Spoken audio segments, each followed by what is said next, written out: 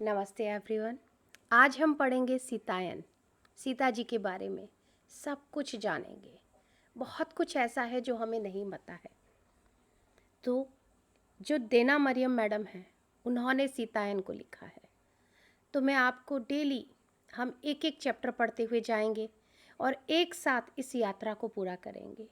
ये किताब का नाम है सीता की अनकही कथा। आज हम इसको पढ़ना शुरू करेंगे और मैं चाहती हूँ कि हम लोग साथ में इस किताब को पढ़ें। ये किताब ही नहीं है, माता सीता का पूरा जीवन है। तो चलिए हम एक साथ अपनी इस जर्नी को शुरू करते हैं। सबसे पहले हम 2 मिनट के लिए अपनी आंखें बंद करेंगे और बिल्कुल ध्यान से माता सीता को हम याद करेंगे। उनकी चेतना के साथ हम सभी जुड़ जाएंगे। सीता माता की संपूर्ण चेतना के साथ हम सभी यहाँ जुड़ जाएंगे।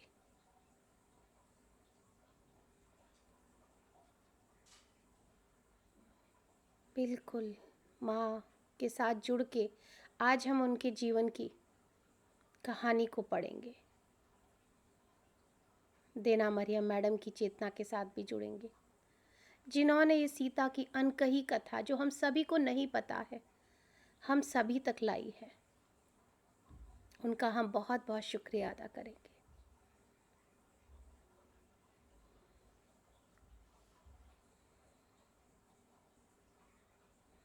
अब हम सभी माता सीता की इस कहानी को, अनकही कहानी को शुरू करते हैं। मैं भी आपके साथ पढ़ रही हूँ और आप भी मेरे साथ बैठ के इस कथा को सुनिए, इस कथा को पढ़िए। माता सीता व प्रभुवर राम के चरण कमलों में जहाँ मैं चिरकाल से निवास कर रही हूँ और उनके प्रेम रस में तृप्त सभी भक्तगण जो संपूर्ण विश्व में उनके दिव्य प्रेम व वात्सल्य का प्रसाद निरंतर बांट रहे हैं, मैं आप सभी का अभिनंदन मैं अपना अभिनंदन आप सभी को व्यक्त करती हूँ। जय श्री राम, जय माता सीता की। तो सबसे पहले देना मरियम जो अपने बारे में थोड़ा सा इंट्रोडक्शन दे रही हैं, उसके बारे में हम प्रस्तावना के अंदर पढ़ेंगे। मैं कुछ भी इसमें स्किप नहीं करूँगी। जैसा इस किताब के अंदर देना मरियम मैडम ने लिखा है, जिसको कि कविता गुप्ता मैडम ने हिंदी में हमारे लिए लेके आई हैं ट्रांसलेट करके, और देना मरियम मैडम ने इसे इंग्लिश में लिखा है। मैं आपके सामने एज इट इज़ उसको पढ़ूंगी और जहाँ मुझे लगेगा कि मुझे जो भाव आ रहे हैं वो मैं आपके साथ ज़रूर शेयर करूंगी। प्रस्तावना में देना मरियम मैडम सबसे पहले हम सभी को बताती हैं कि ब्रह्म मुहूर्त के उस दिव्य उषा काल के समय का यह वर्णन है जब ना रात है और ना ही दिन है। मन पूर्णतः शांत है और बाहरी दुनिया से अनभिज्ञ, जैसे मानो सपने भी मानो मन के महासागर में समा गए हों। तारों के डूबने व सूर्य देव के उदय होने से पूर्व, चिड़ियों के चहचहाने से पहले, निशाचरों के सोने के बाद, यह वो अद्वितीय काल है जब आंतरिक दैवी शक्तियां जाग रही थीं। दिव्य अलौकिक प्रकाश से अंतर्मन वो दिखा रहा था, सुना रहा था, जो बाहरी चक्षुओं यानी हमारी ये जो नॉर्मल आँखें हैं वो हमें नहीं दिखा पाती हैं, वह सब दिखा रहा था और कानों की शक्ति से परे था।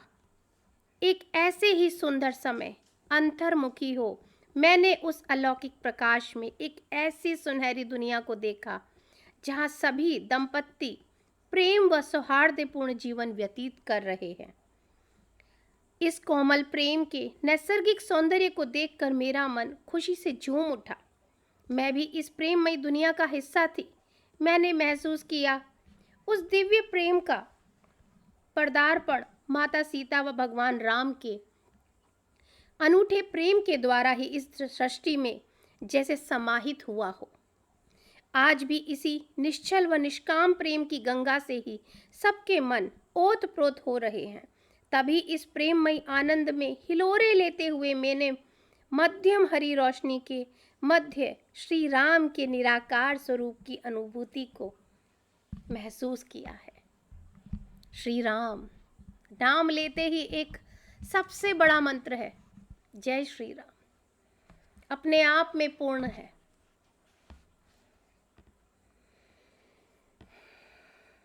मुझे सुनाई दिया भगवान राम ने ही इस दिव्य प्रेम की भेंट संपूर्ण मानव जाति को दी है।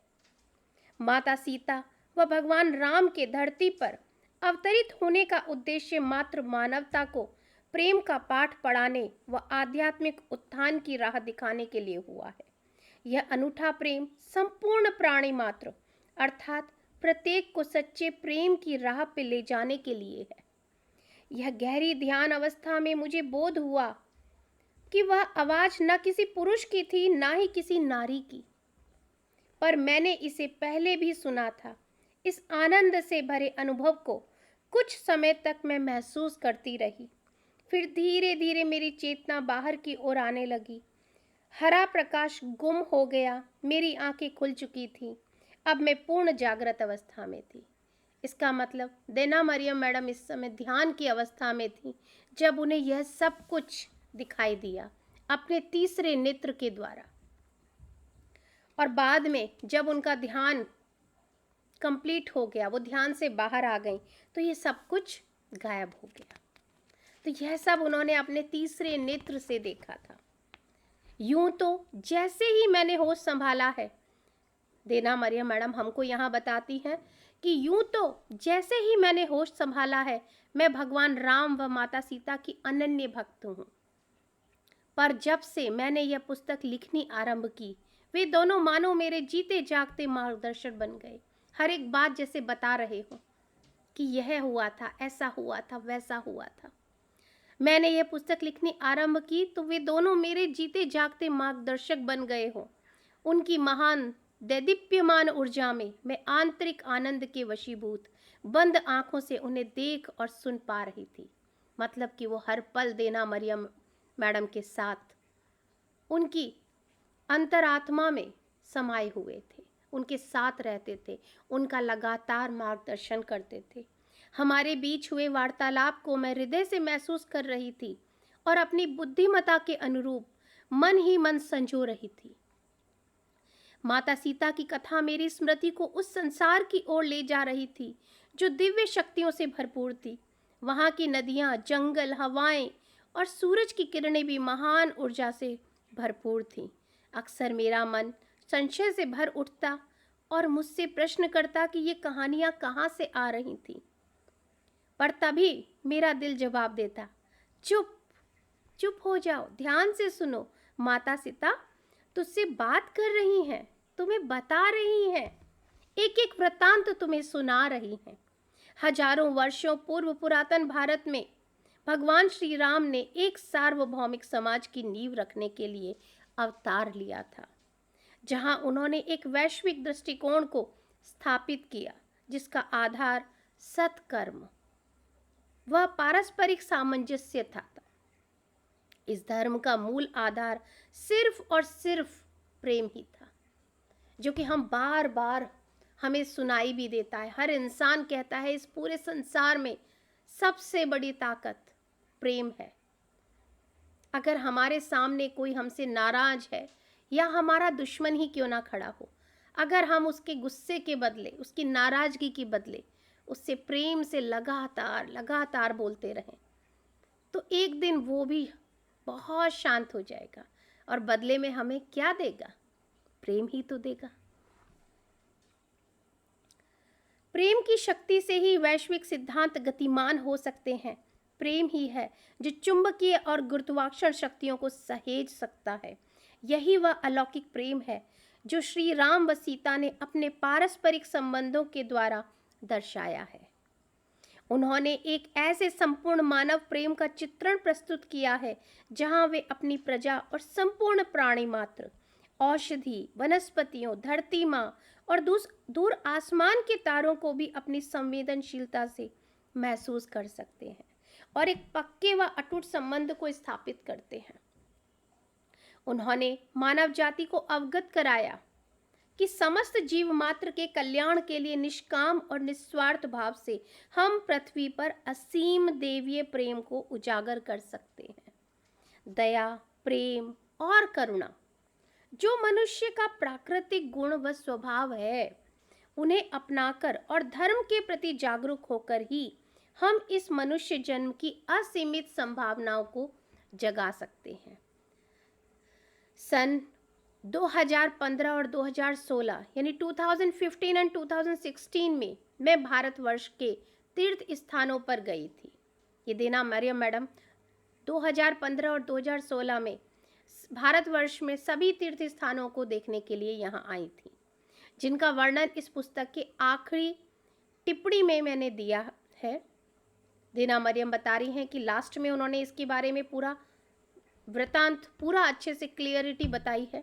इन दोनों तीर्थ स्थानों के दर्शन के पश्चात कई महीनों तक मैं जब भी दैनिक ध्यान करने बैठती वही स्मृतियां और उनकी छवि उभरने लगती। कानों में वे ही सभी वार्तालाप गूंजने लगते। इस विस्तृत चित्रों और यादों की कीमती धरोहर को मैंने संजो लिया है। इन कहानियों को लिखने के अनुभव ने मुझ पर अमिट छाप छोड़ दी थी। मैं साक्षात भगवान राम व माता सीता के सानिध्य में रहती और इन कथाओं के माध्यम से मैं आशा करती हूँ आप भी ऐसा ही अनुभव कर सकेंगे। जय श्री राम, जय श्री राम, जय माँ सीता। ये देना मरियम मैडम ने हमको थोड़ा सा इंट्रोडक्शन दिया है। अब वो एक एक भाग से हमको बताएंगी कि उनका कैसे उन्हें पता चला कि माता सीता की ये अनटोल्ड स्टोरीज, अनकही कथाएं उनको कैसे मालूम चली। तो धीरे धीरे हमें वो जैसे जैसे इस जर्नी पर लेके जाती जाएंगी हम उनके साथ साथ उसी तरीके से चलते चले जाएंगे। भाग 1, मिथिला विदेह राज भारत। मिथिला में बचपन, पहला भाग है ये। मेरा जन्म विदेह नामक प्राचीन राज्य, जिसे मिथिला भी कहते हैं, के एक गरीब ब्राह्मण परिवार में हुआ था। ये कौन लिख रहा है? देना मरियम मैडम अपने पूर्व जन्म के बारे में बता रही हैं, जिसके बारे में उन्हें जब वो इंडिया में आई थी, भारत में आई थी, तब उन्हें पता चला कि वह माता सीता के, जब वो मिथिला में थी माता सीता, उस समय पे वो मिथिला में थी। तो वो अपने उस जन्म के बारे में यहाँ पे देना मरियम मैडम भाग 1 में बता रही हैं कि मेरा जन्म विदेह नामक प्राचीन राज्य, जैसे मिथिला भी कहते हैं, कि एक गरीब ब्राह्मण परिवार में हुआ था। पिछली कई पीढ़ियों से हमारे परिवार के ऊपर दुर्भाग्य का साया था। हमारे पूर्वजों ने भी जनक राज परिवार में सदा सेवा का कार्य किया था। मेरे पिता ने पहले महाराज हर्षवर्मा जनक के राज परिवार में और फिर बाद में प्रसिद्ध महाराज श्रीध्वज जनक के राज परिवार में काम किया। मेरे दादा परदादा ने भी राज परिवार में वर्षों सेवा का कार्य किया था। ये देना मरियम मैडम बता रही हैं कि जब वो मिथिला में थी तो उसमें उनकी कई पीढ़ियां, उनके दादा परदादा सब ही जनक राज के यहाँ पे सदियों से काम करते आ रहे हैं। हमारे परिवार ने अपने सेवा भाव से राजमहल में बहुत सम्मान व यश कमाया। महल के अन्य कर्मचारी व सेवक भी हमें बहुत सम्मान से देखते थे, क्योंकि नेचुरल सी बात है कि सालों से उनका परिवार राज परिवार की सेवा कर रहा है, तो उनका एक पद, एक सम्मानीय पद ऑलरेडी बन चुका था। तो सभी सेवक भी उन्हें बहुत सम्मान से देखते थे। मेरे पिता तन मन से महाराज जनक व उनके परिवार के प्रति समर्पित थे। हमें भी बचपन से ही राज परिवार के प्रति स्वामी भक्ति का सबक सिखाया गया था।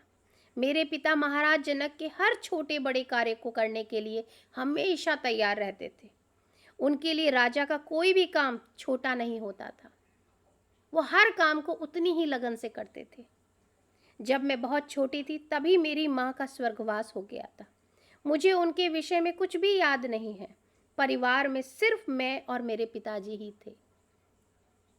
वैसे तो जब मैं छोटी थी तो अन्य परिचालक व सेवक सेविकाएं मेरे ध्यान रखते थे, विशेषतः जब पिताजी अन्य कार्यों में व्यस्त रहते, परंतु मुझे अपनी नज़रों से दूर रखना उन्हें बिल्कुल भी पसंद नहीं था। मतलब हमेशा उनके पिता उनका ध्यान रखते थे। जब मैं छोटी थी, राज्य के शासन की जिम्मेदारी पिता से पुत्र को हस्तांतरित कर दी जाती थी। जब महाराज सिरध्वज ने शासन का कार्यभार संभाला तो उन्हें सभी का सहयोग व सम्मान प्राप्त हुआ। सभी उनके प्रति समर्पित और स्वामी भक्त थे, परंतु मेरे पिताजी के हृदय में महाराज के प्रति कुछ ऐसा महान भक्ति व प्रेम था जो बाकी सभी से बहुत ज़्यादा था। उम्र अधिक न होने से भी महाराज जनक को सभी बाबा कहकर पुकारते थे। प्यार से सभी लोग कहते थे बाबा। और वे भी महल में सभी छोटे बड़ों को बहुत ही पितृवत स्नेह करते थे। मतलब एक पिता के समान सभी को वो ध्यान रखते थे, स्नेह करते थे। संपूर्ण राज्य में उनकी छवि मात्र राजा की ही नहीं थी, वरन वो बहुत बड़े ऋषि व संत की थी, क्योंकि राजा जनक बहुत ज्ञानी थे। सिर्फ पिताजी नहीं बल्कि सभी का मानना था कि महाराज जैसा व्यक्तित्व किसी विरले का ही हो सकता है। तभी तो माता सीता ने उन्हें पिता के रूप में चुना होगा। बचपन से ही पिताजी कहा करते थे कि महाराज किसी भी व्यक्ति के प्रति ऊंच नीच का भाव नहीं रखते थे। उनके लिए सभी एक समान होते थे। वे व्यक्ति का बाहरी रूप नहीं देखते थे, परंतु आंतरिक भाव देखते थे। इंसान का हृदय पढ़ लेते थे, इतने ज्ञानी थे। सभी जानते थे कि इसी कारण से सब लोग महाराज से अत्यधिक स्नेह करते हैं और उनकी बहुत इज्जत किया करते थे। राजा व प्रजा के मध्य पारस्परिक सौहार्द व प्रेम का संबंध था एवं राज्य में सद्भावना व शांति थी। उनका कोई भी विरोधी नहीं था। नॉर्मली हर इंसान का और राजाओं का तो स्पेशली कोई ना कोई शत्रु जरूर होता है, मगर राजा जनक एक ऐसे राजा थे जिनका कोई भी शत्रु नहीं था और उनका सम्मान बहुत था। उनका प्रत्येक कार्य लोगों की भलाई के लिए हुआ करता था। वह महल में जहाँ मैं पलकर बड़ी हुई और सेवा की, वह बहुत ही सुंदर था, परंतु उसमें बाहरी चमक दमक और धन वैभव का प्रदर्शन नहीं था। सादगी व सुंदरता मिथिला के अभिन्न अंग थे।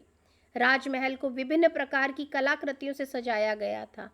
चित्रकारी किए हुए फूलदान, मिट्टी के बर्तन, भित्ति चित्र, बारीक बुने हुए कपड़ों से महल की सजावट की गई थी। महारानी सुनयना ने बहुत सुंदरता व सलीके से महल ही नहीं परंतु मिथिला राज्य को भी बहुत प्यार से संवारा था। राजा और रानी की कोई संतान नहीं थी।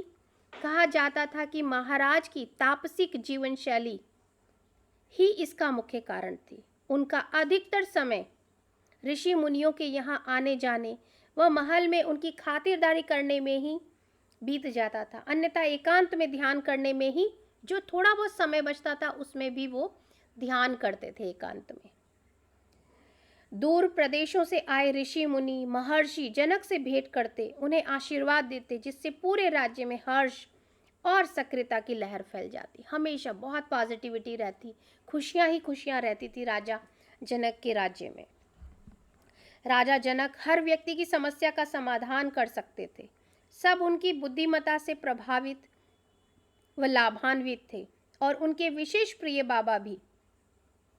सभी लोग उन्हें बड़े प्यार से कहते बाबा, बाबा जनक।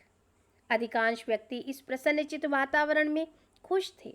सिर्फ मेरे पिता के अतिरिक्त जो सदा चिड़चिड़े से रहते थे। सब लोग खुश रहते थे, लेकिन देना मरिया मैडम कह रही हैं कि मेरे पिता हर समय चिड़चिड़े से बने रहते थे। जबकि उन्हें महाराज का विशेष आशीर्वाद था। उन्हें कोई कठोर कहना, कोई अतिशयोक्ति न होगी। महाराज ने के प्रत्येक कार्य को वे पूर्ण दक्षता के साथ करना पसंद करते थे। मतलब ज़्यादा परफेक्शन का उनको प्रॉब्लम था। हर चीज़ वो चाहते थे कि राजा जनक की कोई भी चीज़ में कहीं कोई कमी ना रह जाए। इतना उनकी जो भक्ति थी राजा जनक के प्रति वो बहुत बहुत थी। तो वो हर समय उसी चीज़ में लगे रहते थे, कहीं कोई कमी ना रह जाए। हर तरह से परफेक्शन के साथ वो सारा काम करें।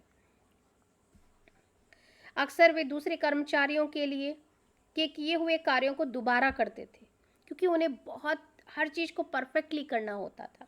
यह कहकर कि इसे और निपुणता से किया जा सकता है, मतलब इसमें अभी भी कसर बाकी है, थोड़ा और अच्छे से कर सकते हैं। लेकिन ऐसा उन्होंने हमेशा बहुत विनम्रता के साथ कहा है। उनकी बोली में कोई अकड़ नहीं होती थी।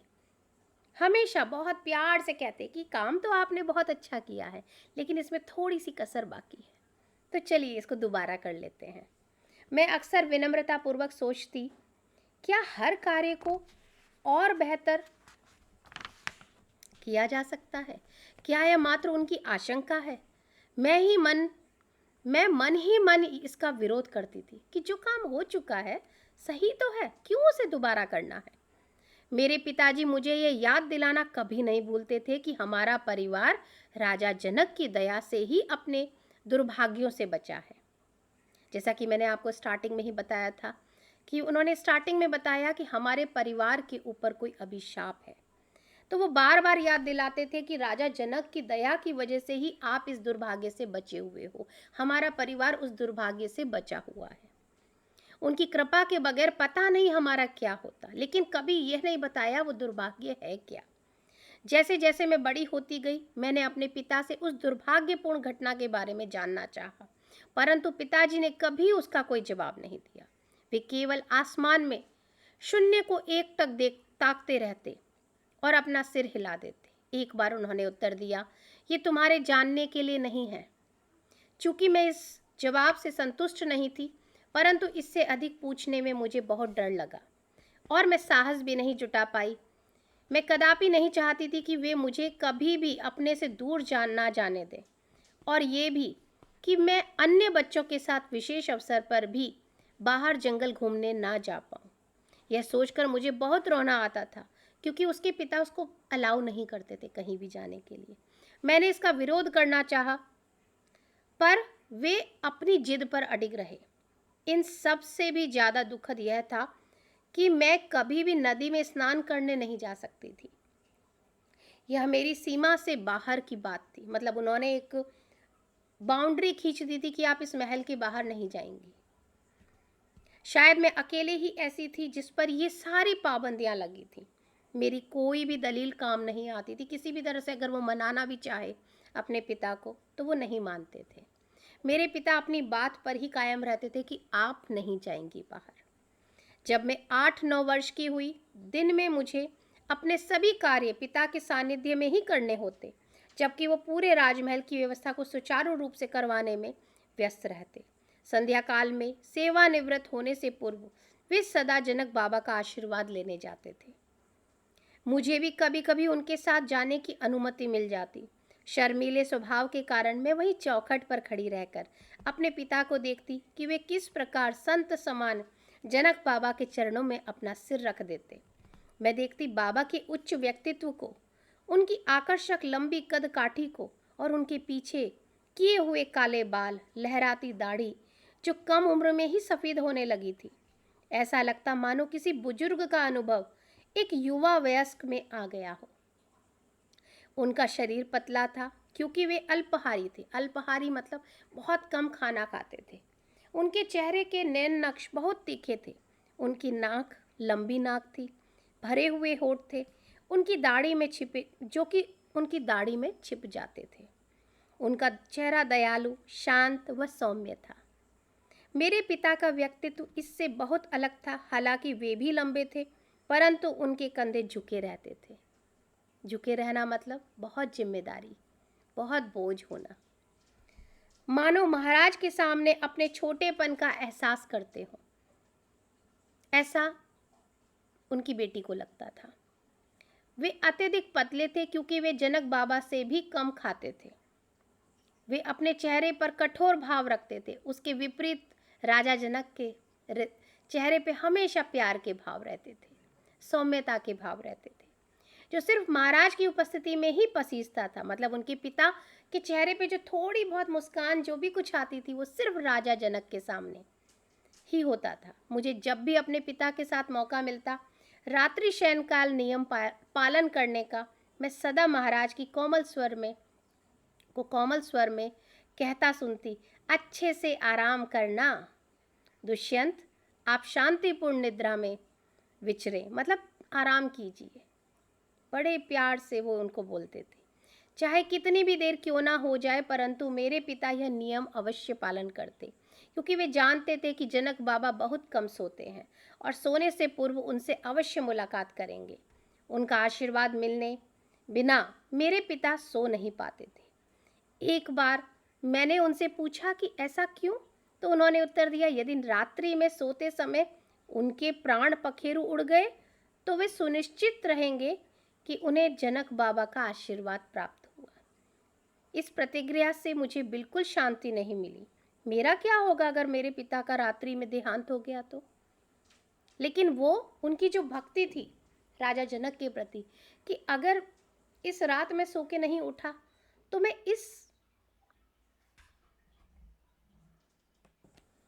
तो अगर मैं रात्रि को, उनके पिता सोचते थे कि अगर रात्रि को ही मेरे सोते सोते प्राण निकल गए तो कम से कम मैंने रात को राजा जनक का आशीर्वाद तो लिया, इतनी तो संतुष्टि रहेगी। लेकिन मेरे जो देना मरियम है उस जीवन में उन्हें ये बुरा लगता था कि मेरे पिता ऐसे कैसे इतनी आसानी से अपनी मृत्यु की बात कह सकते हैं, अगर उन्हें कुछ हो गया तो मेरा क्या होगा। कभी कभी जनक बाबा महल छोड़कर कई हफ्तों के लिए बाहर चले जाते, कभी किसी ऋषि मुनि से मिलने, कभी एकांतवास में ध्यान व स्वयं की आनंद अनुभूति के लिए। ऐसे में मेरे पिता उत्सुक रहते और अक्सर रात भर बैठकर जनक बाबा के आने की प्रतीक्षा किया करते थे, मानो उनका जीवन उनके आगमन पर ही निर्भर हो। अपने पिता की शक्ति को मैं गलत समझती, मुझे लगता कि वो मेरी देखरेख ठीक प्रकार से नहीं कर रहे हैं, और तभी से मेरे भीतर स्वयं को अनचाहा महसूस करने के बीज ने जन्म ले लिया कि मेरी कोई केयर नहीं है, मेरी इस जीवन में किसी को कोई ज़रूरत नहीं है। जैसे जैसे मैं बड़ी हुई, उनकी उपस्थिति में उठते मेरे अंदर के बच्चे के डर व कायरता के भाव धीरे धीरे आक्रोश में परिवर्तित होते चले गए। इसका कारण शायद उनके भीतर माँ की ममता और करुणा के गुणों का अभाव था, क्योंकि पिता उनके लिए बहुत कठोर रहते थे, या फिर अपने कार्य के प्रति उनका समर्पण भाव, पर शायद वो एक बच्चे की कोमल भावनाओं से बेखबर थे, क्योंकि वो अपने काम को तो बहुत बखूबी करते थे लेकिन मेरे मन के भावों को वो नहीं समझ पाते थे। एक पिता के रूप में बहुत कठोर रहते थे। चूँकि मेरी भावनाओं की कोई कद्र नहीं की थी, इसीलिए मैंने उन्हें मन ही मन रखना सीख लिया था, क्योंकि अगर वो कुछ बताती थी तो उसकी कोई कद्र नहीं होती थी, तो उन्होंने बताना ही बंद कर दिया, हर बात को अपने मन में ही रखना शुरू कर दिया। मेरे व मेरे पिता के बीच पहली बार विस्फोट तब हुआ जब मैं 12 वर्ष की थी। अदिति नामक एक सेविका कुछ मांगने के लिए मेरे पिता के पास आई। वह एक मध्यम वर्षीय दयालु सेविका थी जिसका मुझ पर विशेष स्नेह था, अन्य सभी सेवक सेविकाओं से बहुत अधिक। जैसे माँ अपने बच्चे को प्रेम करती है, वह मुझे करती थी। जब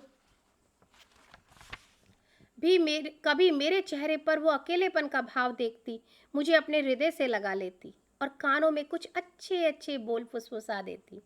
उस दिन जब वो हमारे कमरे में आई जहाँ मैं सफाई कर रही थी, उसने अनायास मेरे पिता से कहा, यह एक दिन बहुत अच्छी पत्नी बनेगी। उन्होंने तेज स्वर में कहा, मीनाक्षी कभी विवाह नहीं करेगी। यहाँ पे इस जीवन में देना मरियम मैडम का नाम था मीनाक्षी। तो उनके पिता ने एकदम से उस सेविका के ऊपर चिल्ला के कहा कि मीनाक्षी कभी विवाह नहीं करेगी, यानी कि उसका विवाह नहीं करना है उनको।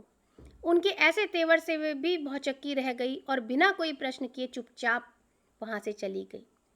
पिताजी, मैंने प्रश्न किया, आपने ऐसा क्यों कहा? क्योंकि यह सत्य है, उसके पिता बोलते हैं। उन्होंने तीखी व कठोर आवाज में कहा, यही सत्य है। क्या मैं इतनी अनाकर्षक हूँ, मतलब मैं इतनी अच्छी नहीं हूँ दिखने में कि कोई मुझसे विवाह ही नहीं करेगा? मैंने आहत स्वर में पूछा। मीनाक्षी को बहुत दुख हुआ कि उसके पिता उसके लिए ऐसा सोच रहे हैं। मैं नहीं सोचती कि मैं बहुत बदसूरत हूँ, पर मैं यह भी नहीं सोचती कि मैं सुंदर हूँ। उन्हें लगता था कि ठीक है, मैं ज़्यादा खूबसूरत नहीं हूँ लेकिन मैं बदसूरत भी नहीं हूँ। लेकिन मीनाक्षी को समझ नहीं आ रहा था कि उनके पिता ने ऐसा क्यों कहा कि मीनाक्षी कभी विवाह नहीं करेगी। पर मैं यह भी नहीं सोचती कि मैं सुंदर हूँ, ऐसा उन्होंने कहा। मीनाक्षी ने, सच कहूँ तो मैंने अपने बाहरी दिखावट के विषय में सोचा ही नहीं, पर मैं यौवन की दहलीज पर कदम रख रही थी। मीनाक्षी बोल रही हैं कि वो धीरे धीरे बड़ी हो रही थी। और पहली बार अपने रूप के विषय में जागरूक हो गई थी। मैंने स्वयं से प्रश्न किया, क्या मैं असुंदर हूँ? क्या मैं अच्छी नहीं दिखती हूँ? मेरी कदकाठी मध्यम थी, ना मैं ज़्यादा लंबी थी ना ही छोटी, छरहरी सांवली वर्ण की, मतलब ज़्यादा गौर वर्ण नहीं था, सांवला सा रंग था उनका, पर कुछ विशेष नहीं। मेरे बाल पतले थे, मानो बहुत चमकीले नहीं, पर मेरी चोटी कमर तक लंबी थी। पर उसमें क्या फर्क पड़ता है? मुझ में केवल एक चीज अच्छी नहीं थी, और वह था मेरे दाहिने गाल के नीचे भाग का तिल। पर मुझे समझ नहीं आता कि उससे क्या फर्क पड़ता है।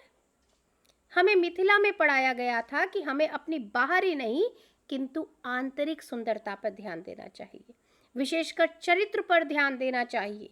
तो फिर मेरा बाहरी रूप रंग मेरी शादी की काबिलियत को किस प्रकार प्रभावित कर सकता है? क्योंकि उनके पिता ने सीधा सीधा कह दिया कि मीनाक्षी शादी कभी नहीं करेगी। अब वो बहुत सारे सोच विचार में पड़ गई कि क्यों ऐसा कहा। क्या मैं बदसूरत हूँ? क्या मैं अच्छी नहीं दिखती हूँ? लेकिन बाबा जनक तो कहते हैं आंतरिक सुंदरता ज़्यादा इम्पोर्टेंट है। तो फिर मेरे पिता ने ऐसा क्यों कहा? बहुत सारे सवालों से मीनाक्षी घिर चुकी थी। मेरे पिता का चेहरा कुछ विनम्र हुआ। तुम्हारा रूप रंग सही है, उन्होंने जवाब दिया। तुम्हारा रूप रंग सही है मीनाक्षी, इसका उस बात से कोई संबंध नहीं है।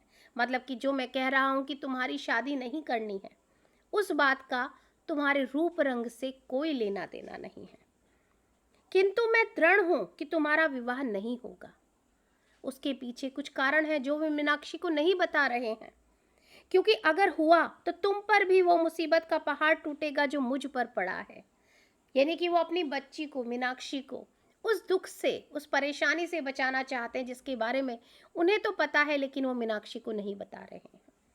शायद यही वो दुर्भाग्य की बात जो बार बार करते हैं वो यही हो। आप सदा ऐसा क्यों कहते रहते हैं? मैं रो पड़ी। मीनाक्षी रोने लगी ऐसा कह के। पूरा जीवन मैंने आपको इस दुर्भाग्य के बारे में कहते सुना है। आखिर वो दुर्भाग्य है क्या पिताजी? बता तो दीजिए। हम भी औरों की तरह प्रसन्न क्यों नहीं रह सकते पिताजी? हम औरों से कम खुशनसीब क्यों है पिताजी? प्लीज बताइए। वो बहुत आग्रह करने लगी। मेरे आंसू लगातार बहे जा रहे थे। मीनाक्षी लगातार रो रही थी। इस तरह के भाव मैंने कभी उजागर नहीं किए थे। यह सोचकर कि वो मेरी खुशियों के मार्ग में बाधा डाल रहे हैं, मेरे सब्र का बांध टूट गया। मीनाक्षी ऐसा महसूस कर रही थी कि उसके पिता उसकी खुशियों के बीच में रोड़ा अटका रहे हैं, और वो रोने लगी। बहुत सारे सवाल जवाब मांगने लगी, सवाल करने लगी और उनके जवाब मांगने लगी। मेरे पिताजी ने कोई उत्तर नहीं दिया। वो लगातार आकाश में देखते रहे। फिर आखिरकार बोले, कुछ ऐसी चीजें हैं जिन्हें हम बदल नहीं सकते बच्ची। पूर्व में जो घटित हुआ है उसे ना तुम ना मैं बदल सकता हूँ। यहाँ तक कि जनक बाबा भी नहीं बदल सकते, जबकि उनके पास इतनी शक्तियाँ हैं, फिर भी वो भी नहीं बदल सकते।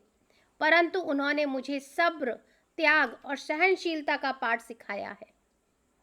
यही मैं तुम्हारे लिए भी चाहता हूँ। इसका मतलब ये जो दुर्भाग्य की बात मीनाक्षी के पिता बार बार उनसे करते हैं, वो दुर्भाग्य के बारे में राजा जनक को भी पता है, लेकिन वो मीनाक्षी को नहीं बता रहे हैं। जीवन में जो हमें मिला है उसे हमें स्वीकार करना आना चाहिए। अगर तुम अपने उत्तरदायित्व को पूरी निष्ठा से निभाती हो तो तुम्हें भी संतोष मिलेगा जैसे मुझे मिलता है। उनके शब्दों में से मुझे संतुष्टि नहीं मिली। मेरे अश्रु बहते रहे। मुझे अपनी बाहों में भरकर शांत करने के बदले उन्होंने कहा, तुम्हें जैसा मैंने कहा है वैसा मान लेना चाहिए और आजीवन विवाह के विषय में नहीं सोचना चाहिए। यह तुम्हारी भलाई के लिए है, ताकि तुम पर उस दुर्भाग्य का साया भी ना पड़े। ऐसा कहकर वे कमरे से बाहर चले गए और मैं निराशा में डूब गई। इसके बाद हमारे बीच दूरियां बढ़ गईं। मीनाक्षी और मीनाक्षी के पिता के बीच में बहुत दूरियां आ गईं, क्योंकि मीनाक्षी के पिता कुछ भी सीधे सीधे मीनाक्षी को नहीं बता रहे हैं और ना ही प्यार से उसे गले लगा रहे हैं, बल्कि वो जितना रो रही है उसको समझाना भी नहीं उनको सही से आ रहा है, क्योंकि शायद वो खुद को भी नहीं समझा पाते होंगे। बातचीत ना के बराबर हो गई थी मीनाक्षी और मीनाक्षी के पिता के बीच। अपने पिता से मनमुटाव होने के बावजूद भी मैं देख पा रही थी कि वे एक आदर्श सेवक थे जिनकी महल में सब बहुत इज्जत करते थे।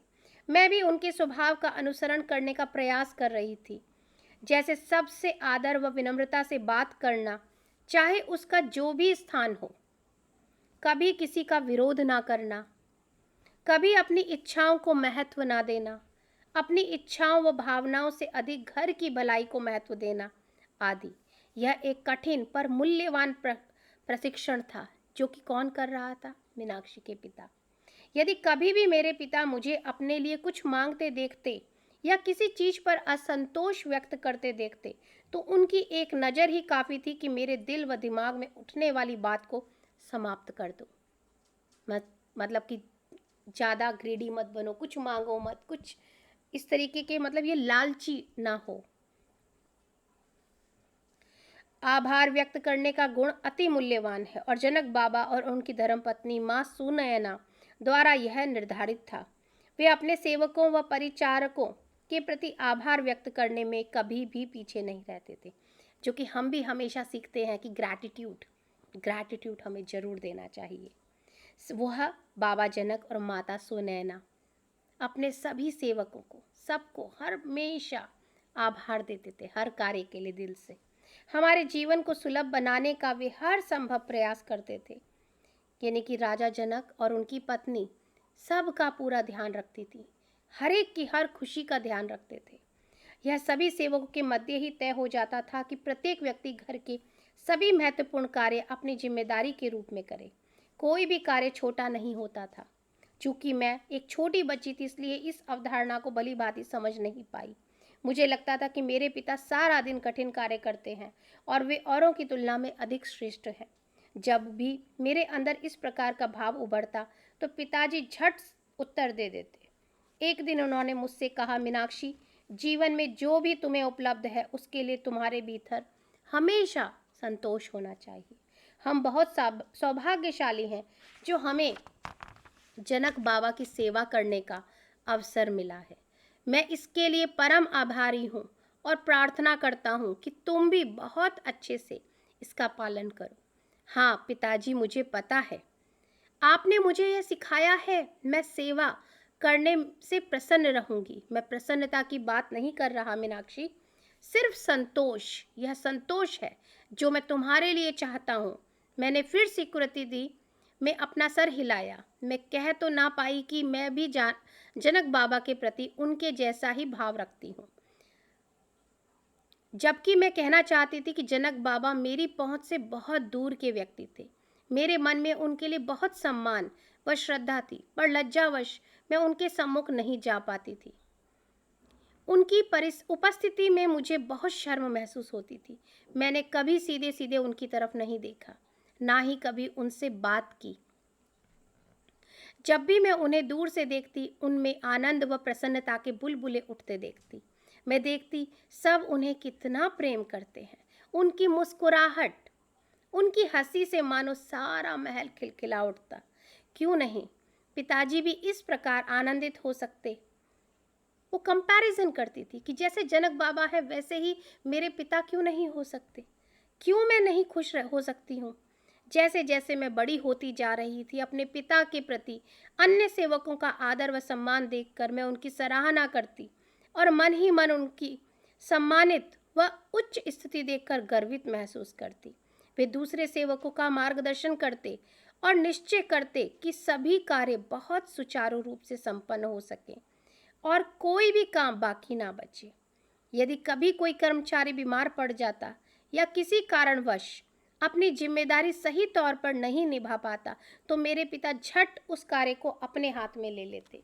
उनके लिए कोई भी काम निम्न स्तर का यानी नीचा छोटा नहीं होता था।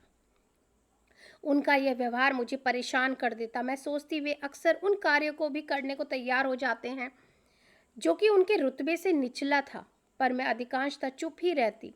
एक दिन जब मैं लगभग 15 वर्ष की थी, मैंने देखा मेरे पिताजी महल के प्रवेश स्थल में के फर्श को रगड़ रगड़ कर साफ कर रहे हैं। अपनी उम्र को नज़रअंदाज कर हर किसी से बेफिक्र अब वे अपने हाथों व पैरों पर झुककर अपना काम कर रहे थे। उनका स्वास्थ्य भी अच्छा नहीं था। मैं उनकी भारी श्वासों को सुनकर परेशान हो रही थी। पिताजी, आप यूं हाथ पांव के बल क्या कर रहे हैं? मैंने उनकी बगल में झुककर कानों में फुसफुसाया। यह सही नहीं है। उन्होंने मेरी तरफ टकटकी लगाकर देखा, पर कोई जवाब नहीं दिया। जब मैंने दोबारा उनसे जोर के लहजे में यही सवाल फिर किया तो उन्होंने मुझे आज्ञा देते हुए कहा, तुम अपने कमरे में जाओ और मेरी प्रतीक्षा करो। मैं हड़बड़ी में महल के पीछे बने अपने छोटे से कमरे में वापस आ गई। मेरी छाती हाँफ रही थी। उनके स्वर में मैं आहत हो चुकी थी। जानती थी कि मैंने अपनी उनकी नाराजगी को और अधिक भड़का दिया है। स्वाभाविकतः मैं जानती थी कि मेरे प्रश्न करने से वे नाराज होंगे। रास्ते में मुझे अदिति मिली। मेरे चेहरे के खिन्न भाव देखकर उसने मेरी कलाई थामकर मुझसे पूछा, क्या हो गया है? पिताजी अपने हाथों व घुटनों के बल बैठकर प्रवेश का फर्श धो रहे हैं। मैंने उगला। मैं उनके चेहरे पर तनाव जो उन्हें हो रहा है देख सकती हूँ, परंतु वह मेरी बात नहीं सुनेंगे।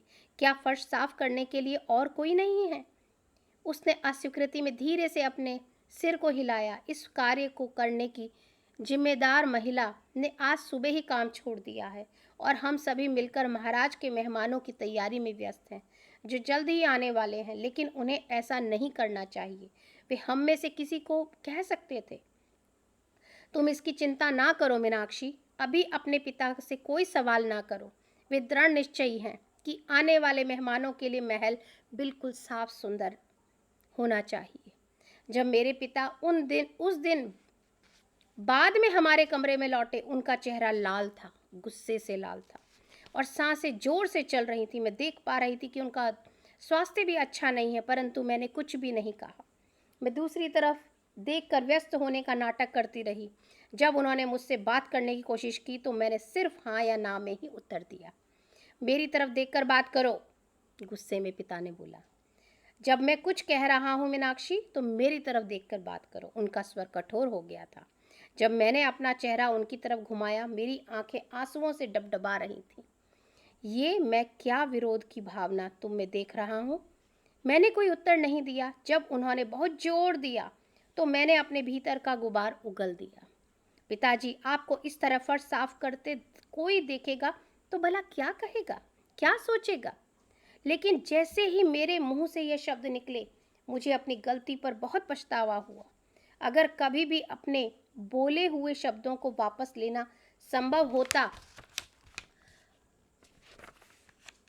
तो यह ही वह क्षण था। लोग क्या सोचेंगे? क्या यह तुम्हारी परेशानी का विषय है? क्या यह मैंने तुम्हें सिखाया है? मीनाक्षी के पिता ये बोलने लग जाते हैं। लोग क्या सोचेंगे? क्या यह तुम्हारी परेशानी का विषय है? या मैंने तुम्हें यही सब सिखाया है?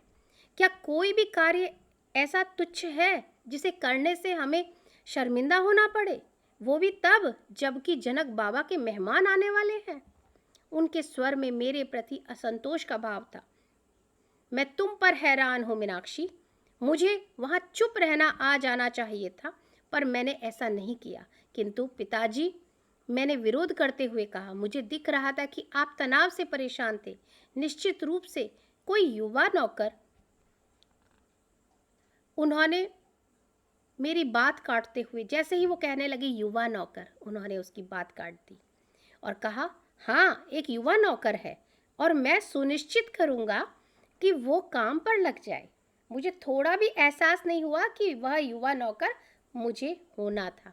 मीनाक्षी को समझ नहीं आया कि उन्हें जो बोला गया, हाँ हाँ एक युवा नौकर है, मीनाक्षी समझ नहीं पाई। वो उसी के बारे में बात कर रहे हैं कि वह युवा नौकर वह हो सकती है। तुम्हें क्या हो गया है मीनाक्षी? मैंने कोई जवाब नहीं दिया। मैं जानती थी मैं गलत हूँ, फिर भी मैं सही बात ना समझकर यही महसूस करती रही कि पिताजी ने मुझे और अपने आप को अपमानित किया है। वो छोटा काम किया है, सफाई का काम किया है। आखिरकार मैंने धीमे स्वर में कहा, हम तो ब्राह्मण हैं। क्या नहीं है पिताजी? मतलब ब्राह्मण हैं, सफाई का काम तो बहुत छोटा है। क्या हमारे लिए यह कार्य उचित है? इस वाक्य का उन पर कोई अच्छा प्रभाव नहीं पड़ा। उन्होंने अपना हाथ उठाया मानो मुझे मार रहे हों। मैंने उनकी तरफ सहम कर देखा।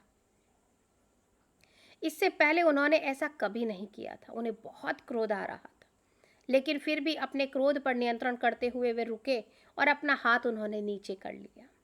उनके चेहरे के दर्द को देख पाना मेरे बर्दाश्त के बाहर था। मैं रोते हुए कमरे से बाहर भाग गई। बाकी का सारा दिन मैं बाहर बैठी रही, स्वयं को पेड़ की पत्तियों के पीछे छिपाकर। जब अंधेरा छाने लगा, मैंने देखा वे मेरी तरफ आ रहे हैं। मुझे लगा कि वे मुझे डांट लगाएंगे, परंतु वे आहिस्ता से मेरे बगल में आकर बैठ गए और कोमल स्वर में मुझसे बात करने लगे। मैं चाहता हूं कि तुम कुछ बातों को समझो मीनाक्षी। अपने महाराज की ओर देखो। जीवन के प्रत्येक पहलू को समझने के लिए वे हमारे प्रेरणा स्रोत हैं।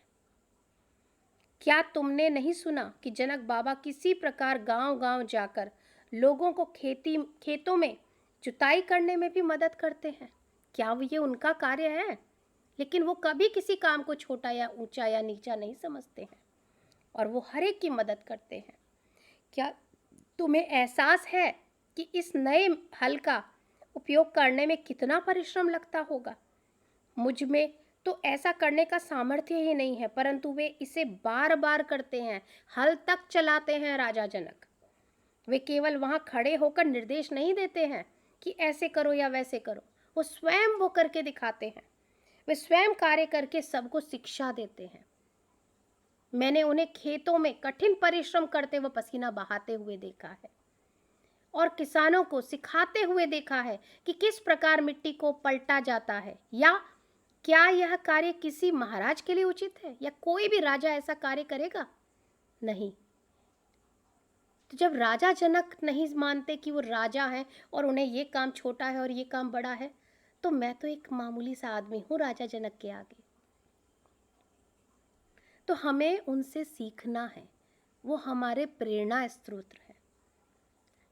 उन्होंने हमेशा हमें सिखाया है कि कोई भी काम छोटा या बड़ा नहीं होता। हमें हर कार्य को उतनी ही प्यार से, उतनी ही निष्ठा के साथ करना चाहिए जैसे राजा जनक करते हैं। इस तरह वे हमें सिखा रहे हैं कि कोई भी काम तुच्छ नहीं होता। हमारे बीच में कोई भी बड़ा या हमसे कम नहीं है। हमारे महाराज स्वयं को राज्य के सबसे गरीब व्यक्ति से भी अलग नहीं मानते। ऐसा कहते हुए मैंने कई बार उन्हें सुना है। बस केवल इतना है कि उनके कर्तव्य अलग है। उन्हें एक राजा के कर्तव्य है उनके पास, और हमारा कर्तव्य यह है कि इस गृहस्थी में जो कुछ भी आवश्यक हो वह हम करें, ताकि महाराज का व दूसरों को कार्य को हम सहज कर पाए, हम उनकी मदद करें और वे सुचारू रूप से राज्य के सारे कार्य को कर सके। वह हमारा मार्गदर्शन हमेशा ऐसे ही निरंतर लगातार करते रहे। और इसका अर्थ यदि वह कार्य करना है जिन्हें तुम निम्न कोटि का कह रही हो, तो मैं वे सब कुछ बहुत खुशी से एक बार नहीं बार बार करूँगा मीनाक्षी। और मैं आशा करता हूँ कि तुम भी खुश रहोगी। आगे से ये छोटा काम बड़ा काम ऐसा कभी नहीं सोचोगी। यही संतोष का मार्ग है और यही हमें राजा जनक ने सिखाया है। कितनी अच्छी बात कही है यहाँ पे, संतोष का मार्ग। हम भी पूरी जिंदगी लगे रहते हैं कि ये काम मेरे लायक नहीं है। हमें इस सोच विचार से आगे बढ़ना चाहिए। राजा जनक के आदर्शों को अगर हम अपनाएं तो हमारा जीवन भी सफल हो जाए। ये सारी बातें अभी सीता माता के जन्म से पहले की हैं, जब मीनाक्षी के रूप में देना मरियम मैडम का जन्म था। तो वो सब कुछ बता रही हैं। इसके बाद धीरे धीरे माता सीता का भी अध्याय आएगा। मैं समझ रही हूँ पिताजी, मीनाक्षी बोलती है, मैं समझ रही हूँ पिताजी आप क्या कर रहे हैं और मैं सदा प्रयास करती रहूँगी। मुझे दुख है कि मैं एक आदर्श सेविका नहीं हूँ, पर मैं लगातार कोशिश करती रहूँगी। यह मेरा वायदा है आपसे। मैंने उनकी तरफ उदासी से देखा। मुझे खुशी थी कि अब वे मुझसे अप्रसन्न नहीं थे, परंतु निराश भी कि मैं उनके जैसी क्यों नहीं हूँ। वो बहुत ही संतोषी थे। तो यहाँ पे मीनाक्षी को लग रहा है कि मेरे अंदर इतना संतोष क्यों नहीं है, मैं अपने पिता जैसी क्यों नहीं हूँ? मैं तुम्हारा व्यवहार नहीं बदल सकता मीनाक्षी, किंतु तुम्हें सही दिशा दिखा सकता हूँ। मेरी बच्ची, तुम स्वयं ही अपने सोचने व समझने के तरीकों को बदल सकती हो। ये किसी और के हाथ में नहीं है, ये तुम्हारे खुद के हाथ में है। ये जीवन तुम्हारा है, इस पे अधिकार भी तुम्हारा है। मैं तुम्हारे कुशल मंगल की कामना करता हूँ, एक पिता होने के नाते, कि तुम ये करने में हमेशा सफल हो, सफलता तुम्हें हमेशा मिले। मेरा हृदय उस दिन, अगले दिन और उसके अगले दिन भी भारी था, जबकि महल में महाराज के अतिथियों के आगमन का उत्सव मनाया जा रहा था। मेहमानों के जाने के पश्चात कुछ दिन बाद मेरा हृदय बहुत अधिक भारी हो गया था और मेरे पिता ने आकर मुझे बताया कि जो सेवक फर्श रगड़ने का और अन्य श्रम युक्त कार्य करता था, बहुत बीमार था और कार्य करने में वो अभी भी असमर्थ है, वो अभी भी बीमार है। उन्होंने मेरी तरफ इस उम्मीद से देखा जैसे वो चाहते हों कि मैं यह कार्य करने के लिए अनुमति दे दूं, क्योंकि उन्होंने कहा था कि कोई युवा नौकर, तो जब उन्होंने वापस रिपीट किया था युवा नौकर, हाँ मेरी निगाह में एक युवा नौकर है, तब तो मीनाक्षी को समझ नहीं आया था कि वो युवा नौकर कौन है। उनके पिता किस युवा नौकर के बारे में बात कर रहे हैं? वो युवा नौकर कोई और नहीं, मीनाक्षी के ही बारे में बात कर रहे थे। हाँ, मीनाक्षी को सब कुछ धीरे धीरे बाद में पता चलता है, क्योंकि उसने इतना तो सोचा ही नहीं था अपने बारे में। तो उन्होंने मेरी तरफ इस उम्मीद से देखा कि जैसे वो चाहते हों कि मैं ये कार्य करने के लिए अपनी अनुमति दूं, परंतु ऐसा कुछ भी कहने में मुझे संकोच हुआ। वो हाँ नहीं भर रही थी।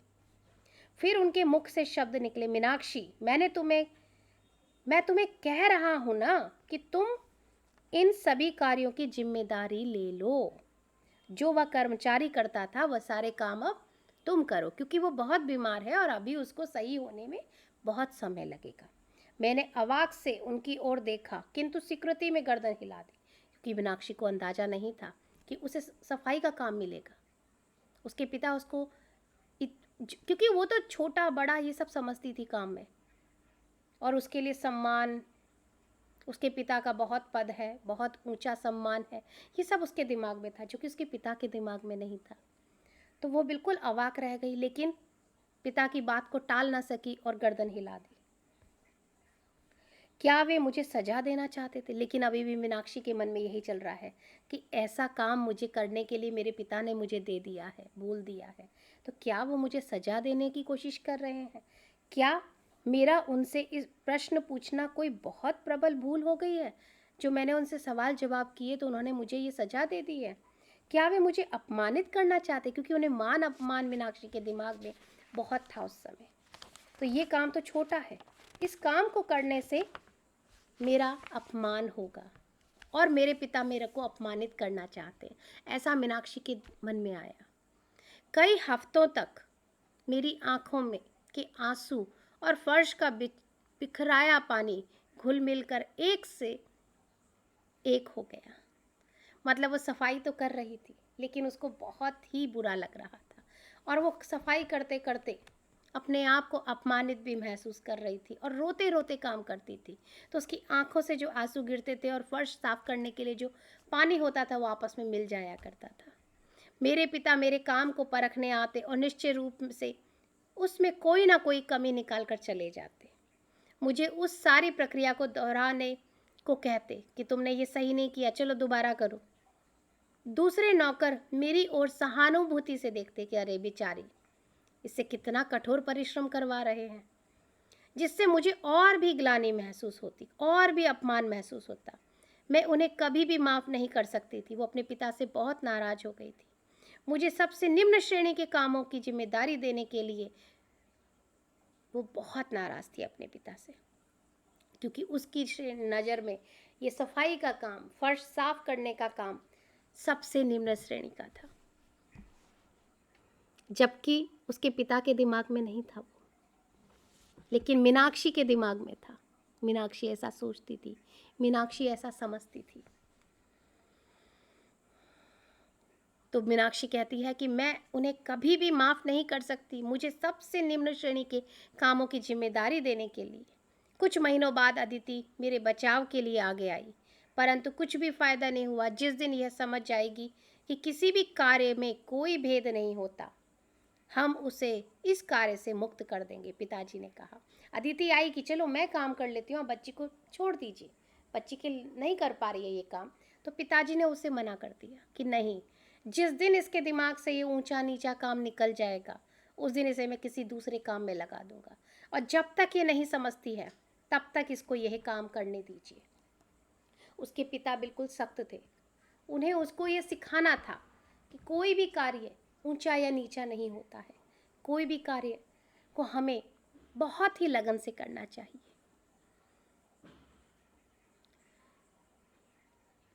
अदिति बिल्कुल चुपचाप होके वहाँ से चली जाती है, क्योंकि उसके पिता अलाउ नहीं करते हैं। कहते नहीं, मीनाक्षी को भी सीखना बाकी है। वो कहते हैं जिस दिन समझ जाएगी किसी भी कार्य में कोई भेद नहीं होता है, हम उसे इस कार्य से मुक्त कर देंगे। पिताजी ने कहा, किंतु उसका शरीर मजबूत नहीं है और मुझे डर है कि इससे उसके स्वास्थ्य की हानि होगी, उसने जोर देते हुए कहा। उन्होंने अपना सिर हिलाया। अदिति ने कहा कि उसका शरीर अभी मजबूत नहीं, वो बच्ची है, उससे उसके स्वास्थ्य को हानि होगी। तो उन्होंने अपना सिर हिलाया। यह उसको दंडित करने के लिए नहीं है अदिति। वो अदिति को भी बताते हैं। अदिति बार बार मनाने की कोशिश करती है किसी भी तरीके से कि उसके पिता मान जाएं, मीनाक्षी को वो काम से हटा के दूसरे काम में लगा दें जिसमें इतनी मेहनत ना हो। तो वो कहते हैं कि यह काम मैं मीनाक्षी को दंड देने के लिए नहीं करवा रहा हूँ, किंतु उसे सीखने में मदद करने के लिए है। यह उसकी भलाई के लिए मैं उसे करवा रहा हूँ। उसे बाहरी दिखावे को इतना महत्व नहीं देना है। पिताजी ने मुझे उन जिम्मेदारियों से मुक्ति नहीं दी, इसलिए मैंने स्वयं को निम्नतम कर्मचारियों की श्रेणी का मान लिया था। पिताजी और मेरे बीच की दूरियां और अधिक बढ़ती चली गई। मीनाक्षी और उसके पिता की दूरियां आए दिन बढ़ती चली जा रही थी, क्योंकि उसके पिता उसको कठोर तरीके से सिखा रहे थे, जो कि मीनाक्षी को समझ ही नहीं आ रहा था। अब हम ना के बराबर बात करते थे। मीनाक्षी और उसके पिता आपस में बात ही नहीं करते थे। कभी कभी वे मेरी तरफ देखते मानो कुछ कहना चाहते हो जिससे हमारे टूटे संबंध सुधर जाएं, पर फिर मुझे लगता शायद ये मेरा ख्याल है। मेरे पिता कहाँ प्यार से बात करने वाले हैं, या व्यर्थ आशा कि वो मेरा ध्यान रखते हैं। मुझ में भी वह साहस नहीं था कि आगे बढ़कर उनसे बात कर पाती, इसलिए हम अलग अलग ग्रहों की तरफ रहते, जो शून्य से के अंधकार में एक दूसरे के सामने तो गुजर जाते पर आपस में कभी नहीं मिलते। मतलब जो दो ग्रह होते हैं आपस में से निकलते जाते हैं लेकिन कभी भी एक नहीं होते हैं। ठीक इसी तरीके से ये दोनों पिता और पुत्री साथ में तो थे, लेकिन आमने सामने से ऐसे गुजर जाते मानो एक दूसरे को जानते ही नहीं। 2 वर्ष बीत गए। अदिति ने कई बार प्रयास किया हमारे बीच सब कुछ ठीक करने के लिए, किंतु कुछ भी नहीं बदला।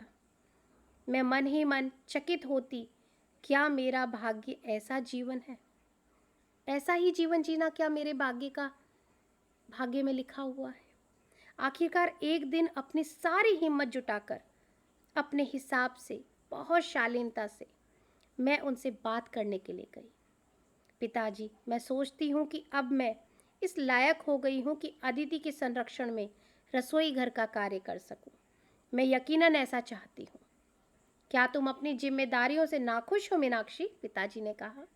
मैंने कोई उत्तर नहीं दिया। वह शांत होकर बोले, अगर वे सब तुम्हारे लिए बहुत अधिक है तो शायद मुझे तुमको उन सब दायित्वों से मुक्त कर स्वयं उनकी जिम्मेदारी ले लेनी चाहिए। मतलब कि अगर तुम ये सफाई के काम से खुश नहीं हो और बहुत ज़्यादा लग रहा है तो तुम वो काम छोड़ सकती हो, तुम्हारे बदले में वो काम अब मैं करूँगा। नहीं पिताजी, मेरा अर्थ यह नहीं था, मीनाक्षी ने कहा। मैंने उन्हें शीघ्र आश्वस्त किया। मेरे तर्क करने का ढंग बदलकर संवेदनशीलता व पीड़ा में बदल चुका था। क्यों ये मुझे नहीं समझ सकते? उसको हर बार यही लगता था कि मेरे पिता मुझे समझ ही नहीं पाते हैं। हमेशा मेरे साथ हमेशा रूड रहते हैं। ये मेरे लिए सब इतना मुश्किल क्यों कर देते हैं? आप मुझे दंड क्यों दे रहे हैं पिताजी? ऐसा मैंने क्या गलत कर दिया है? क्या आपके मन में मेरे प्रति कोई भाव नहीं है? मैं मानती हूँ मुझसे एक गलती हुई है आपसे प्रश्न करने की। क्या वो भी मेरा अधिकार नहीं है? क्या एक बेटी के नाते मुझे इतना भी हक नहीं है कि मैं अपने पिता से कोई प्रश्न करूं? पर मैं उसका प्रायश्चित कर चुकी हूँ। अगर आपकी नज़र में वो गलत है तो भी मैं उसका प्रायश्चित कर चुकी हूँ। क्या मैंने नहीं किया है? आप बताइए, क्या मैंने प्रायश्चित नहीं किया है? तुम्हें दंडित करना, उन्होंने शांत स्वर से पूछा। मैं तुम्हें सिखाने का प्रयास कर रहा हूँ कि सेवा किस प्रकार की जाती है। मैं तुम्हें दंडित नहीं कर रहा हूँ मीनाक्षी, उनके पिता उनसे कहते हैं। जैसे कि मुझे भी वर्षों लगे हैं ये सीखने में कि काम कैसे किया जाता है, सेवा कैसे की जाती है। कोई भी कार्य छोटा या महत्वहीन नहीं होता मीनाक्षी। एक छोटा सा काम भी ना होने से पूरे महल की व्यवस्था अस्त व्यस्त हो जाती है। तो हर एक छोटे से छोटे काम का अपना एक महत्व है। क्या अब तक तुम्हें समझ नहीं आया? इतने दिन से तुम काम कर रही हो। तुम इस महल व राज्य की सेवा फर्श को रगड़ कर साफ करके भी कर सकती हो।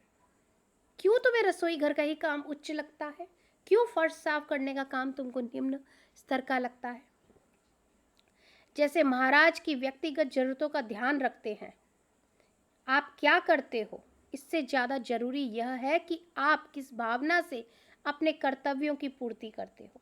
मैंने तुम्हें बार बार सिखाने का यत्न किया है, प्रयास किया है कि काम के प्रकार में भेद करना उचित नहीं है।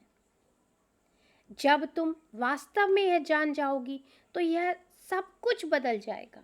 तब मैं समझूंगा कि मैंने तुम्हें उपयुक्त सेविका बनाने में अपनी जिम्मेदारी भली भांति निभाई है। एक ऐसी सेविका जिसके विचार सिर्फ उनकी भलाई के लिए हों, जिनकी वो सेवा करती है। मेरी आहत भावनाओं ने मुझे अंधा बना दिया था। वो क्या कर रहे थे मैं नहीं जान पाई। मैं सिर्फ यह जानती थी कि वे मेरे साथ अलग व्यवहार करते हैं। वह मेरे साथ एक अच्छा व्यवहार नहीं करते हैं, औरों के जैसे नहीं हैं। दूसरों के प्रति वे दयालु और देखभाल करने वाले थे। अगर किसी को काम करने में कोई भी असुविधा होती तो वे उसकी झट से मदद करते। पर मेरे साथ सब कुछ अलग था। वे सब उनकी दयालु प्रवृत्ति की वजह से उन्हें प्यार करते, परंतु उनका यह स्वभाव मेरे प्रति नहीं था। आप मेरे साथ वैसा व्यवहार नहीं करते जैसा औरों के साथ करते हो। आप मुझसे ऐसा बर्ताव करते हैं जैसे जैसे आपको मेरी कोई परवाह ही नहीं है। ऐसा आपने हमेशा मेरे साथ किया है। मैं रोते हुए अपने कमरे में भाग गई। मीनाक्षी, उन्होंने पुकारा, मीनाक्षी मीनाक्षी। मैं जानती थी कि मैंने उन्हें चोट पहुंचाई है। मैं अपने मुख से उन भावुक शब्दों को निकलने से रोक नहीं सकी। अपने बड़ों से बेरुखी से बात करना, वो भी अपने पिता से, एक गहन दोष है, उनका अपमान है।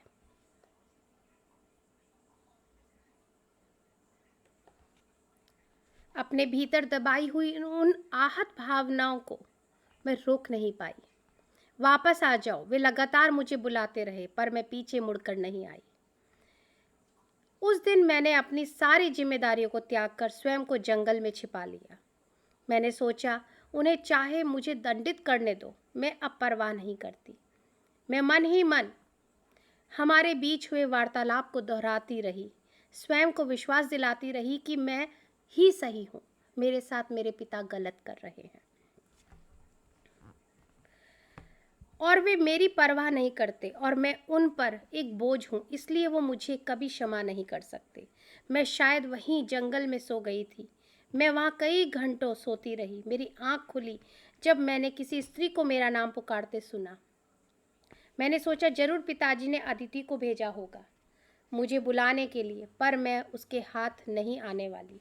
मैं चाहती थी कि मैं रात भर जंगल में छिपी रहूं, क्योंकि मैं अपने पिताजी को इतनी जल्दी नहीं देखना चाहती थी। शायद मैं उन्हें डराना चाहती थी कि वे मेरे बारे में ज़्यादा सोचें, मेरी परवाह करें, जैसे मुझे कुछ हो गया हो।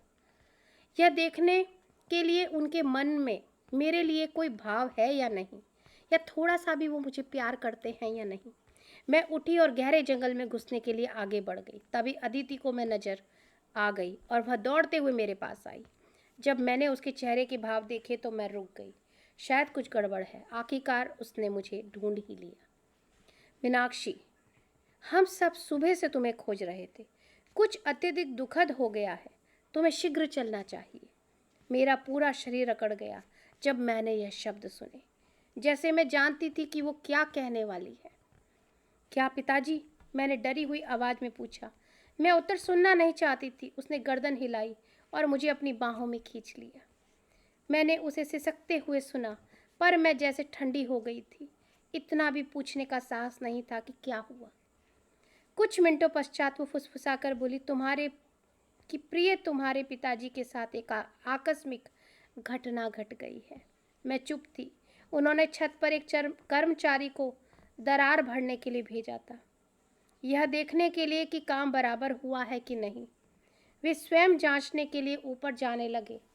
तब वे छत पर चढ़ रहे थे तो उनका पांव फिसल गया और वे बुरी तरह गिरे। इतना कहकर वो शांत हो गई। मैं अवाक होकर सुनती रही और कुछ कह नहीं सकी। ओह मीनाक्षी, उसने मुझे गले लगाते हुए कहा, ऐसा नहीं होना चाहिए था। क्या अब वे ठीक है? मैं आखिरकार पूछने में कामयाब रही।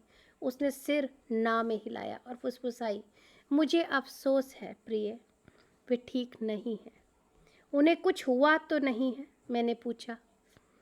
इस दुखपूर्ण खबर ने मुझे आहत करना शुरू कर दिया था। अचानक जो कह रही थी उसका आघात तेजी से मुझे लगा और मैं जोरों से चिल्लाई, नहीं, ऐसा नहीं हो सकता।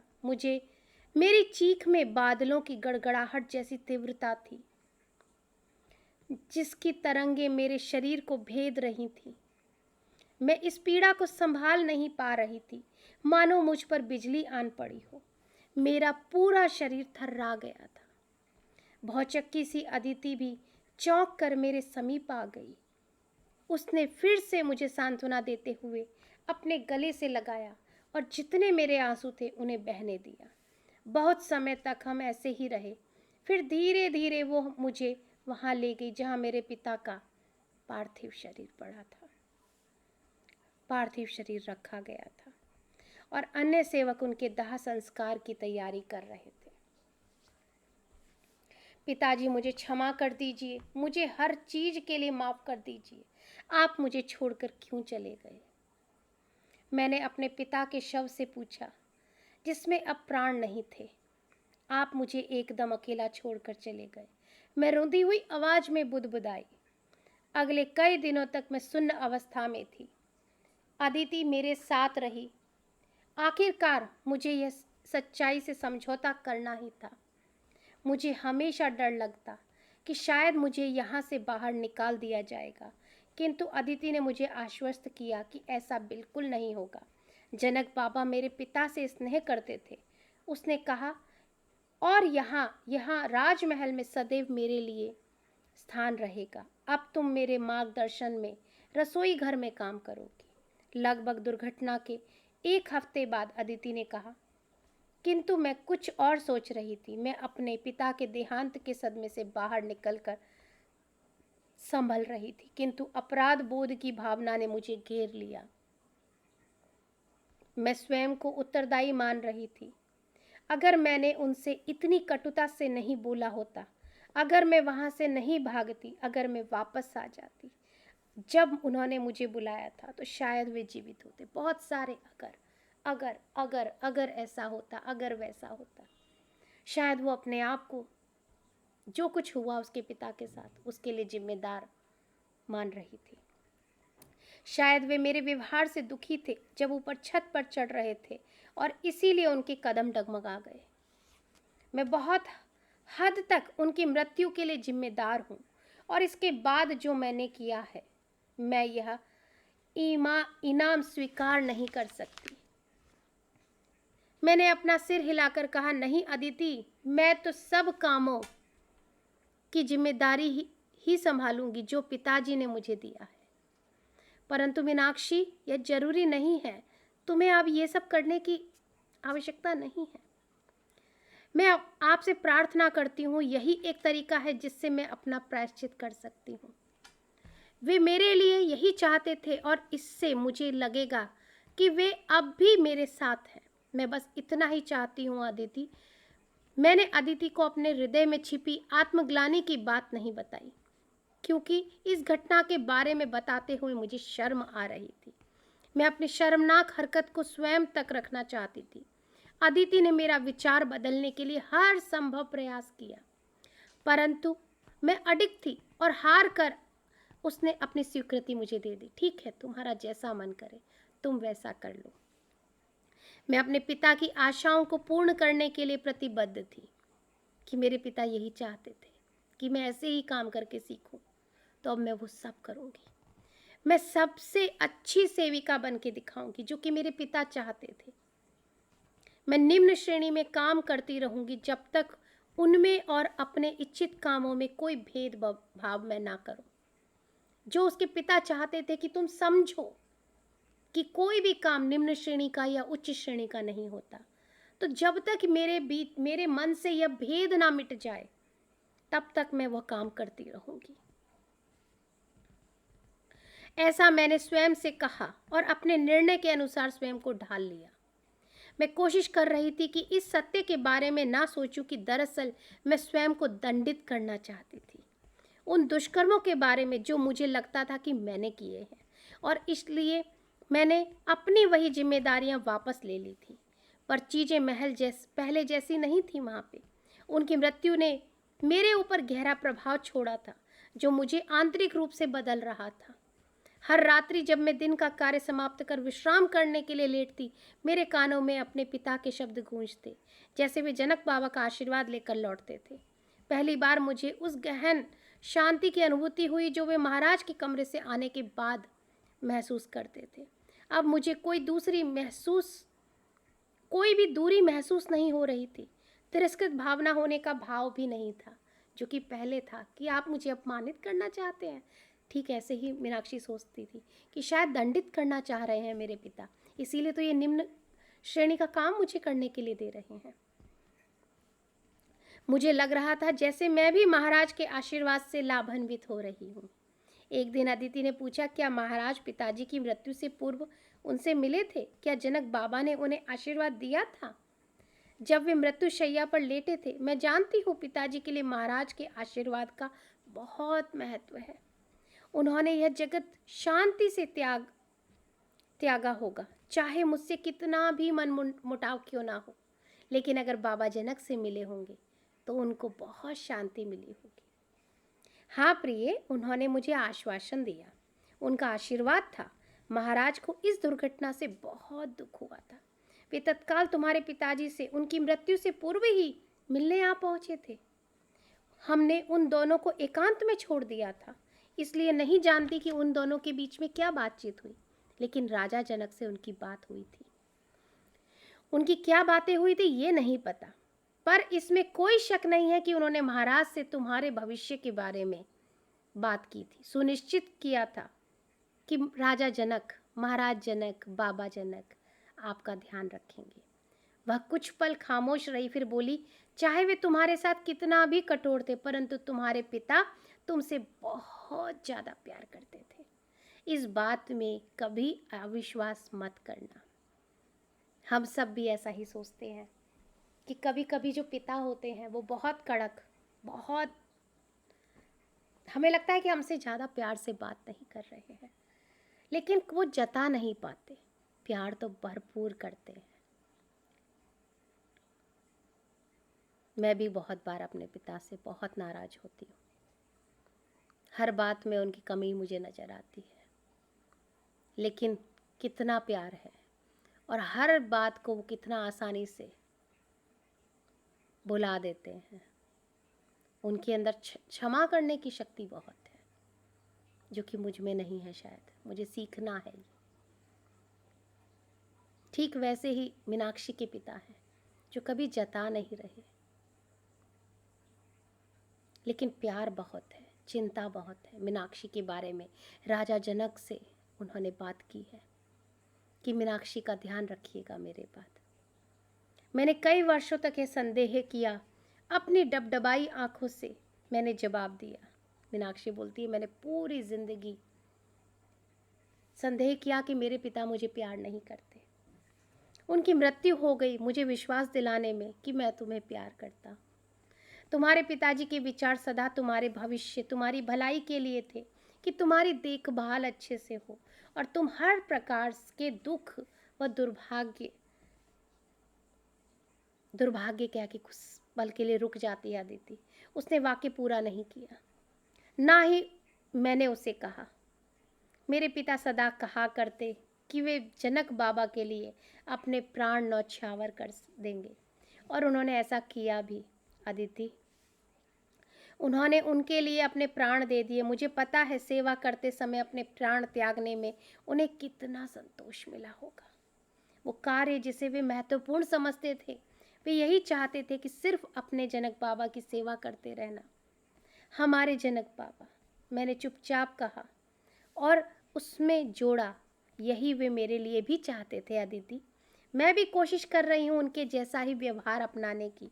वही भावना जो मेरे पिता में थी मैंने स्वीकार किया। स्वयं को दोष ना दो मीनाक्षी, धैर्य रखो। वक्त के साथ जैसे जैसे तुम बड़ी हो जाओगी सीख जाओगी। हम सब भी उसी का प्रयास कर रहे हैं, किंतु तुम्हारे पिताजी ने यह सिद्ध कर दिया, उनके मन में अपने लिए कोई भाव ही नहीं था, जैसे कि वे महाराज की छाया हो, महाराज का ही अंग हो, जिनकी अपनी अलग कोई पहचान ना हो। तुम सही कह रही हो, मैंने मंद ध्वनि में कहा। उनकी कोई अलग पहचान नहीं थी। मैंने उन्हें समझने में बड़ी भूल की अदिति। मैं उन्हें समझ नहीं पाई। मैंने उनके साथ विवाद किया, परंतु अब मैं ऐसा क्या करूं जिससे वे वापस आ जाएं। मैंने शोक भाव से कहा, अब तुम्हें अपनी राह को अपनाना होगा प्रिय।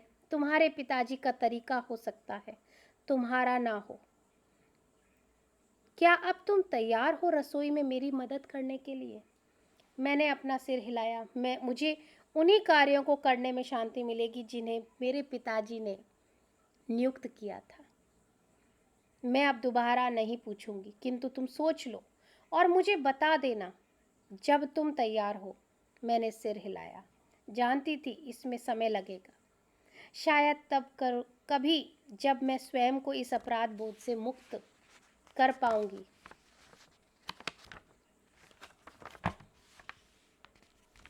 अब हम आगे का अध्याय कल फिर से पढ़ेंगे। आज हम यहीं पे इसका